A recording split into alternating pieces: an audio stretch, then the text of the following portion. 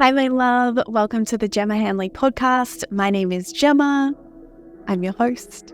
This is the space where I have honest conversations about overcoming anxiety and overwhelm so that you can calm your nervous system and feel really confident and happy and calm from within yourself. Along the way, I share my own stories of holistically healing 23 years of anxiety and depression myself. And so if you're a woman seeking answers to perfectionism, people-pleasing, burnout, resistance, you may love, you're in the right place. Let's do it. Let's begin. And before we begin, I want to pay my respects and acknowledge the traditional custodians of the land upon which I am recording from, which is the Gubbi Gubbi tribe. And I want to extend that acknowledgement to their elders, past, present, and emerging, as well as anybody of Indigenous or Torres Strait Islander heritage watching this replay. Hello, gorgeous woman. Welcome back to the Gemma Hanley podcast. This conversation that I'm bringing you today is not a planned one. There was a guest planned for this week on the podcast, and she will still be gracing you with her presence. However, she woke up this morning with a sore throat and very little voice. And that's not so conducive to a podcast episode. And so very quickly, this new idea of what I could bring for you this week as an episode dropped in. And I'm excited by it because I feel like it is going to beautifully complement what I am bringing you next week as episode 100 on the podcast, which is very exciting in and of itself, where you'll be meeting my partner, Harry. We're doing a relationship Q&A based on the many, many questions that you all submitted. And I feel that the conversation I want to bring you today, the two stories that I want to bring you today about my own emotional processing in just the last week, will help provide some context around some of the topics and questions that we answered, like how we resolve conflict, how we repair, what it's like if we trigger each other, what it looks like to take responsibility for our own emotional state and emotional well-being in a relationship, what happens when we see things differently. These stories aren't going to speak into all of that, but what they are going to do is they're going to give you a window in to how I show up in the relationship with myself, how I work with my nervous system and emotions, uncomfortable emotions, and the flow-on effect that that then has in our relationship. And both of these stories I'm going to be telling you include Harry in those instances of regulation, as well as where I guess, how I lead myself in those moments, which is the quality of connection that I'm bringing to the relationship in difficult moments, which then determines how we're both feeling and how our love is expressing. So let's dive in. One of these stories is going to be around the emotions, the feelings, the sensations of fear, worry, and this feeling of underlying panic that I had of, oh my gosh, something has gone wrong or something's going to go wrong. And then the second story is going to touch on the emotion of anger. So we're going to start with the fear and worry and underlying panic first. Today's Monday, and this happened just 2 nights ago on Saturday night. I'm pretty sure it was Saturday night. It was on the weekend where, bedtime was approaching. I was really tired. I was ready to go to bed, to go to sleep. And I could just feel this wave of, nervous energy, worry, fear, concern in my body, right? And I couldn't tell what it was linked to. At first, I suspected it might have been linked to a bookkeeping task in my business. It's been a very busy start to the year already. And, some of the tasks that I would like to have squared away are not. And it just means I have felt like I don't have line of sight across all the things that are happening in the business. And so I quickly flipped open my computer, triple checked, because I already checked this over the last couple of months 2 other times. Numbers are by far one of the things I have to work really hard at. It's never come easy to me. Like even in primary school, like maths was traumatic for me. I just could not get it and I just didn't understand it. It didn't make sense to me. I was always the kid like sitting on the carpet when all the others had gone away with their instructions of what they were going to be working on because I still needed more help. And lots of memories of my dad like sitting at the kitchen table or the coffee table, just getting so frustrated at me because even with his help, I just still couldn't do it. And I still, couldn't make sense of it. And so one of the ways that I approach this as a weakness of mine is I'm really diligent. I have lots of systems and I take accountability and I take responsibility for being across this shit as much as I need to feel good in my body. So I flip open my laptop, check a few things, and of course, it's all squared away. It's all fine. That's not it. And I was like, okay. And, there's lots of balls in the air in my life at the moment. And this is going to feed into the experience of anger that I talk to you about as well, where I've shared on social media, there's been a lot of just like inconsistencies happening with my health over the last 12 months. And I've been having lots of tests around my gut health to try and figure out what is going on there. It is so important for us to have a plan for our physical body as well as the emotional body. And, what we find in terms of testing and results and whatnot with our physical body, asking the question of what stress is causing that to be there in the first place. Both, interweave and are really important. And so it's just been taking lots of time and like the types of tests I've been doing, it's like, you got to do this diet for however many days beforehand, and then the test goes for this many days, and there's just so many bloody instructions that go with these tests. Oh my gosh. But I'm glad that I have done them. Most of them have all come back clear, and we're really feeling like we're finding what's going on. I imagine that I picked up something in Bali when I was there last, and my body has just done a really good job under the surface of doing its best to fight it off. So it never fully expressed, but it still needs to be addressed and it needs to be looked at. What else did I want to add there? Oh, yeah. And then when I had the flu last year, I could really tell that there wasn't the resilience in my gut health that I've had in the past, in terms of just how it knocked me about and whatnot, as well as it being a proper flu and whooping cough as well. So that's been one individual ball, health. So all of, the time and the energy and the concentration of moving through all those tests and appointments and whatnot, but also not feeling 100% either. Then India, like so much preparation for a trip like India, where like you're not even packing clothes that you have in your wardrobe. Like that is a whole piece in and of itself, plus visas and, just all these little pieces that need to be organized and thought about to make it the most comfortable trip possible based on what I'll be doing over there. I'm sure I'll share a lot of that on the podcast and on social media once I'm back. And also preparing I'm over there for over 2 weeks. And so preparing to take that time off fully in my business, which will be the first time I've ever been traveling and not working. I've taken holidays and not really gone anywhere. I just stayed local and not been working. So I'm so excited to do overseas travel and be completely offline.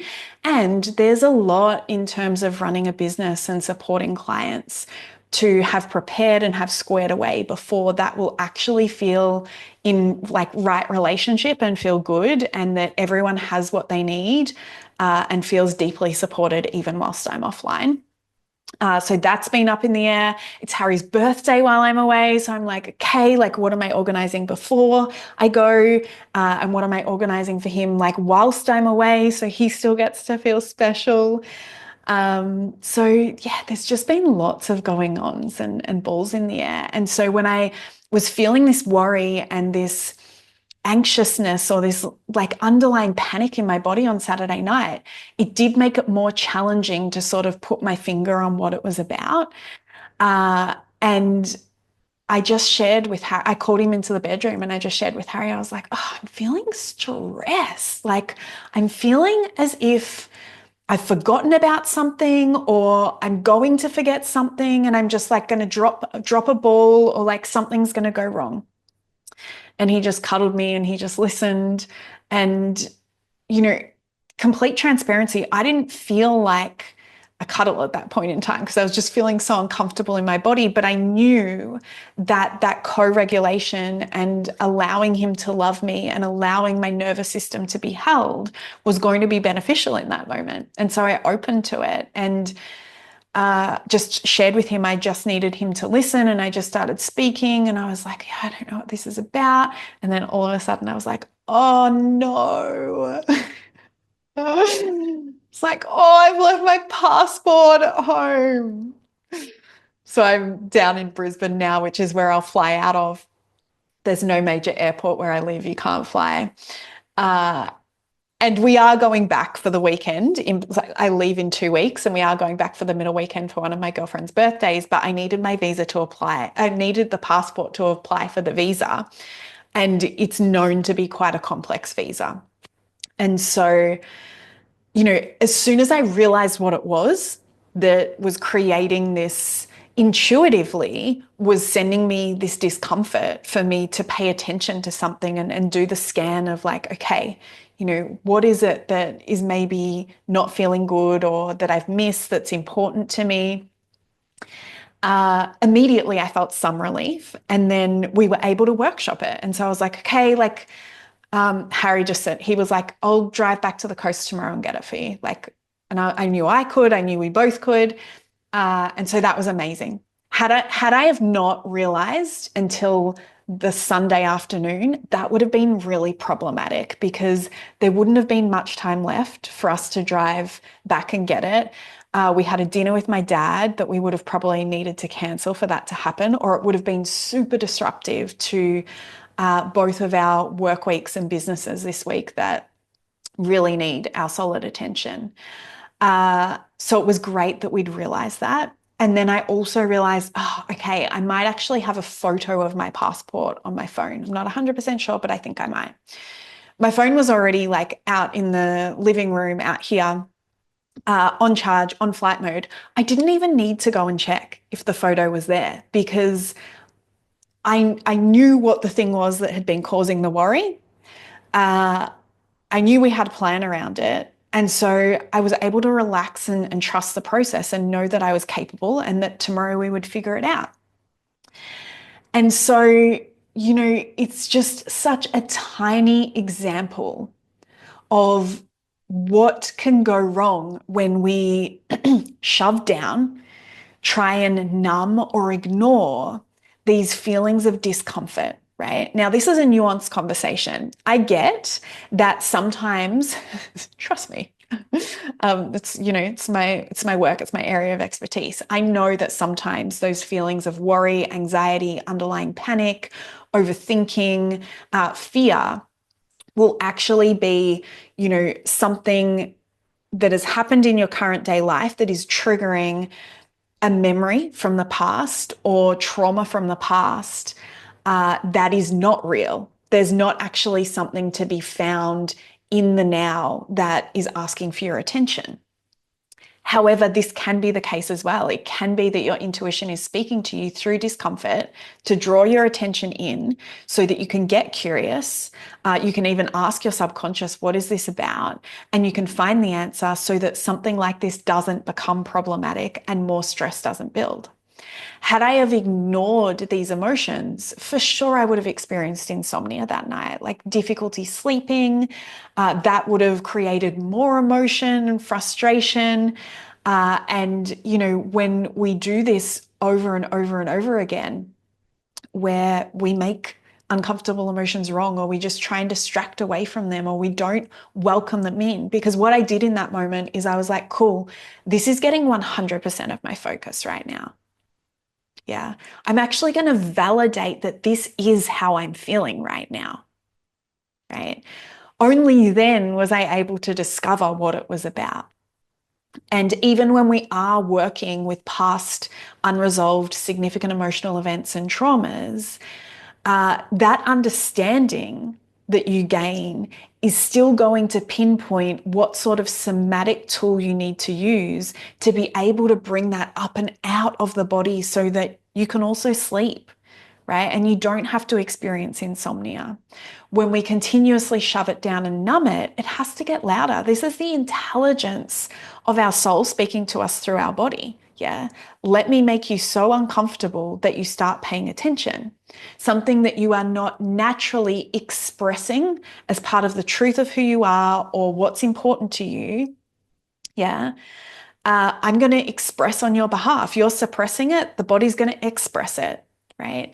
And it will just need to get louder and louder because it is so devoted. It is so on your team, right? Like how miraculous and how amazing that consciously, logically, intellectually, I had not realized yet that my passport was still a 3-hour round trip further north up the Queensland coast, right? And yet my body fucking knew.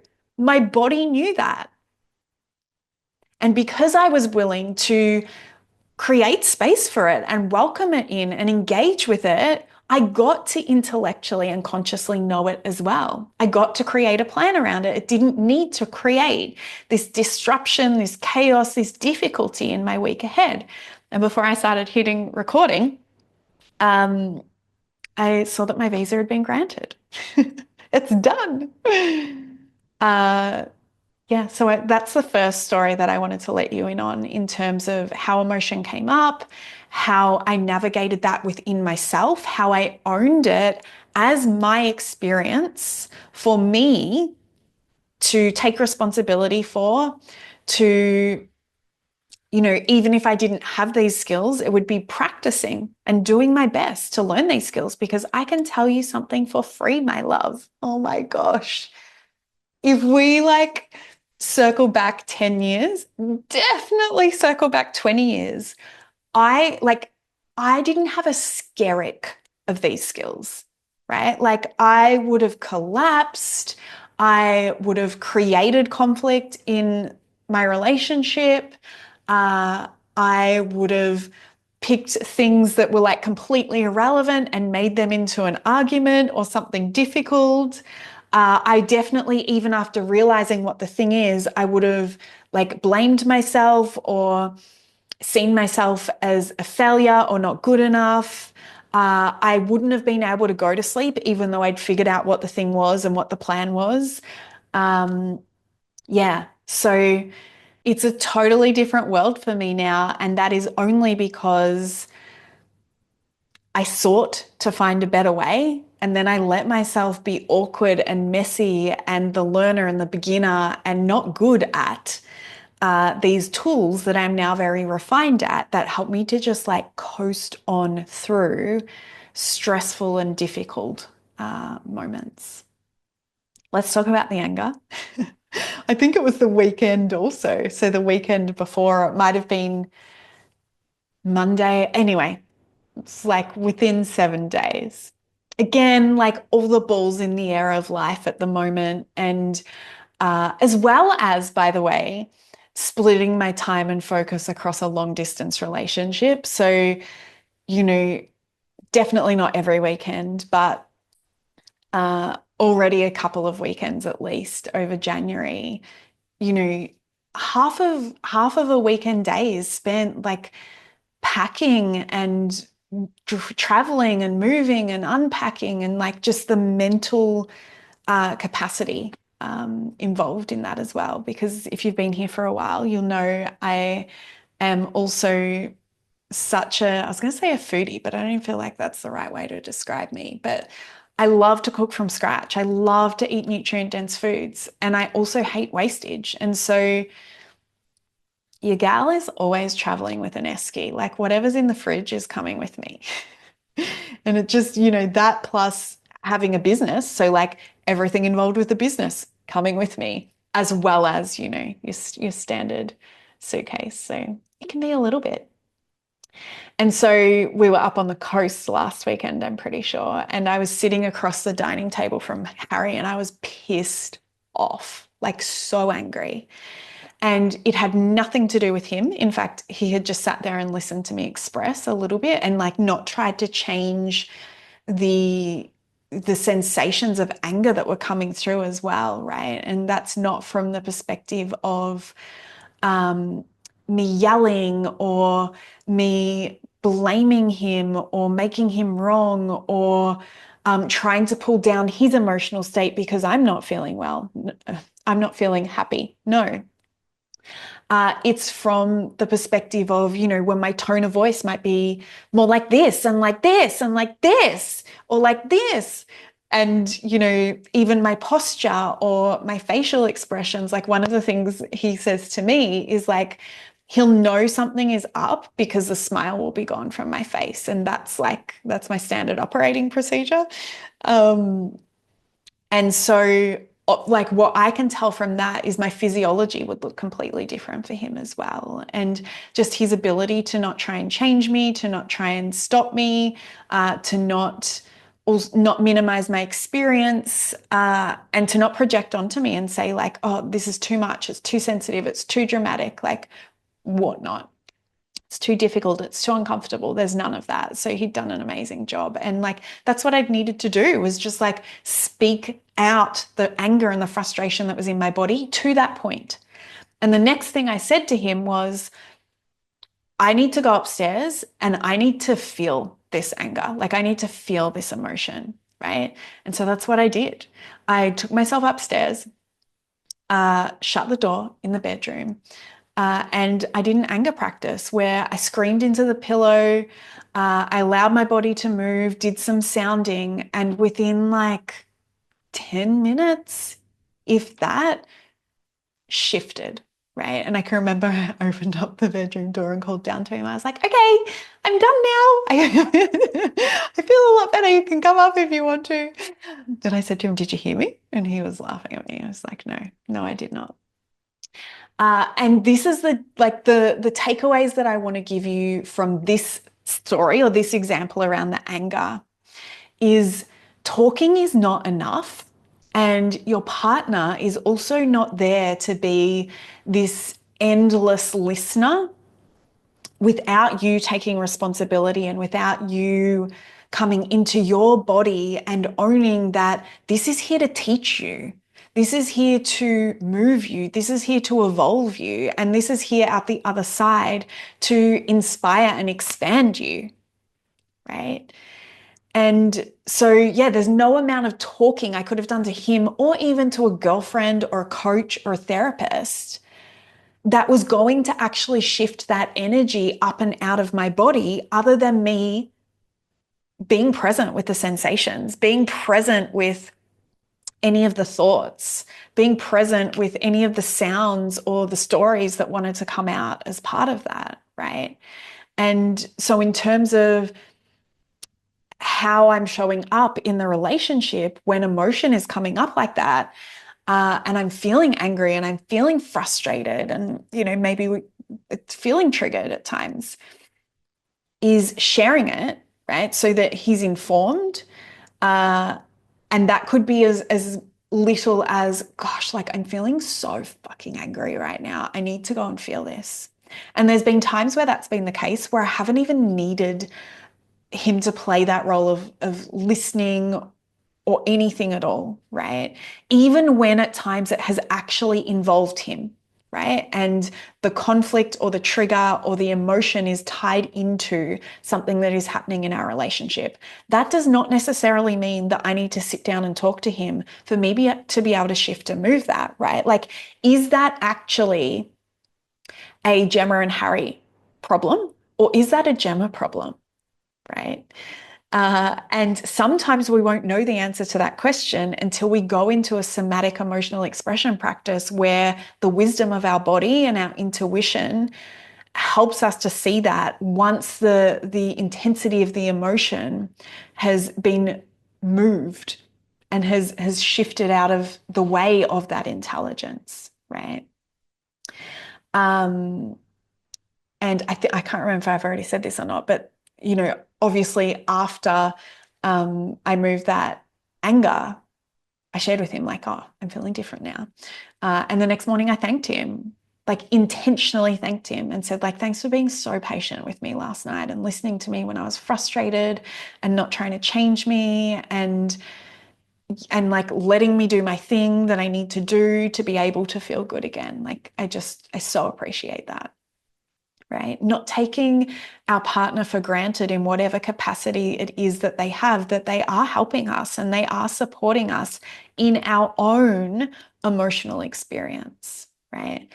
And so, yeah, the takeaways from this story, one is that talking about it isn't enough. We need to come into the body and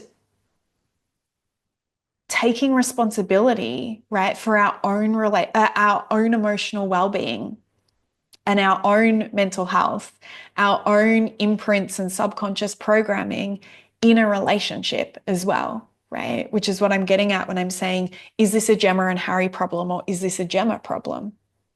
Yeah. Actually taking accountability for who we're showing up as in the relationship and knowing when we actually need to say like, hey, I need to actually go and feel this thing, or I don't know yet why I'm so irritated at you and I don't want to treat you like that. So I'm going to go for a walk, or I'm going to take the rest of like the day or a few hours for myself and I want to figure it out and I'll come back. But right now, like, I'm just too pissed off and I'm not clear enough about what this is about. And so I really wanted to add these little examples in as part of the context that I think will very much supplement, but like very much increase the value of what you hear from both of us when we share next week on the podcast as well.